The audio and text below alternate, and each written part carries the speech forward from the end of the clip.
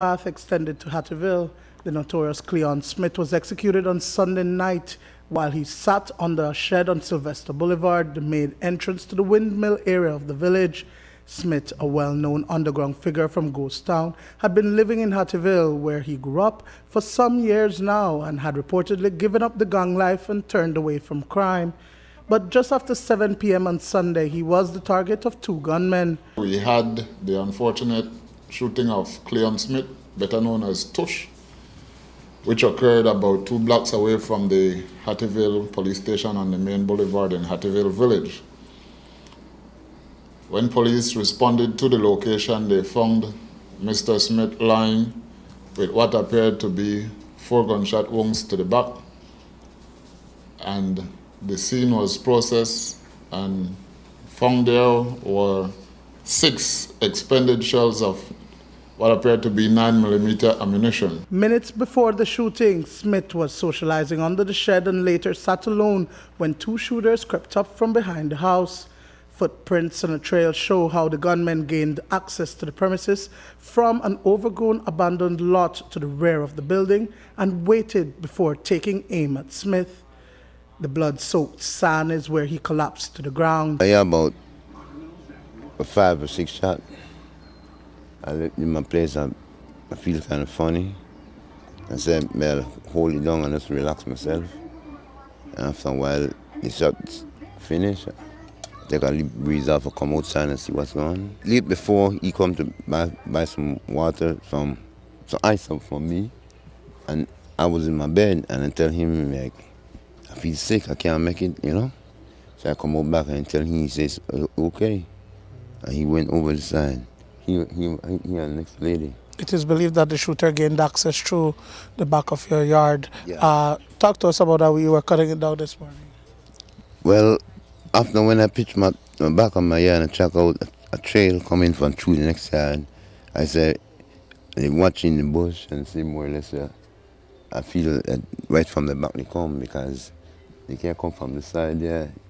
It's very tight over there and then the neighbor live right over here.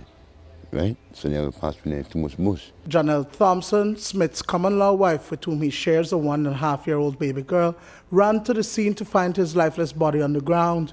The body was retrieved from the scene and taken to the KHMH 3 hours later.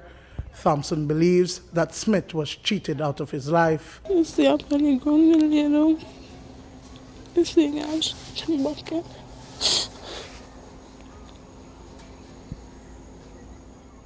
Did he complain at any point in time of his life being threatened or anything like that? You know, like that. He's a loving person, that's all I can say. Just love your family and we want to change. We look for a change. To live.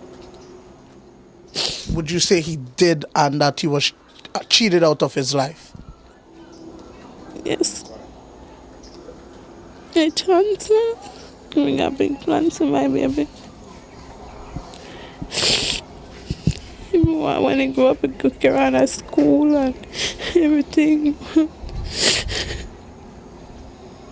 Tush, as he was known to his peers, has had run-ins with the law on several occasions, says Regional Commander of the Rural Eastern Division, Senior Superintendent Edward Broaster.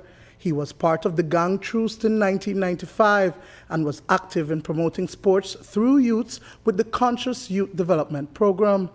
It would appear that his past caught up with him. I personally have been dealing with Mr. Tush from the late 80s. As far as I know, he was a member of Ghost Town Crips.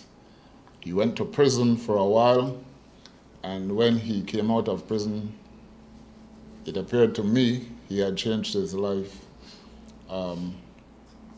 He were running several football teams in Hattieville area proper, but apparently there was still that other side to Mr. Smith, which eventually caused his demise yesterday. There are some individuals who try to change their life when it's too late. And there are others who manage to change their lives because they don't have no blood on their hands.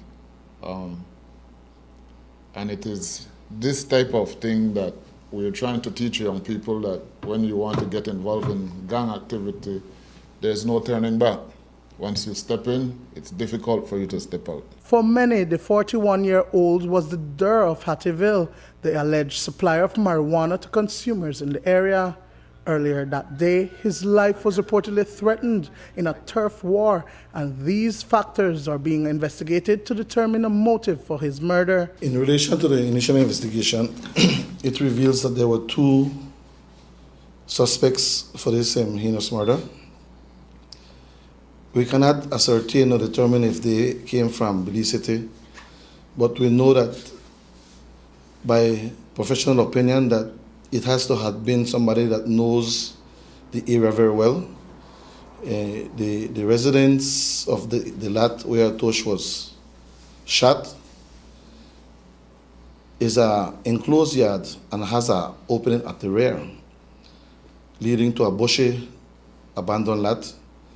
And it would be unlikely for someone that does not actually knows the terrain to go in and go out as how they did. Right now we had several leads and several issues that we have to investigate as it pertains to conflicts that Mr. Tush had with two different groups. Dwayne Moody for News 5.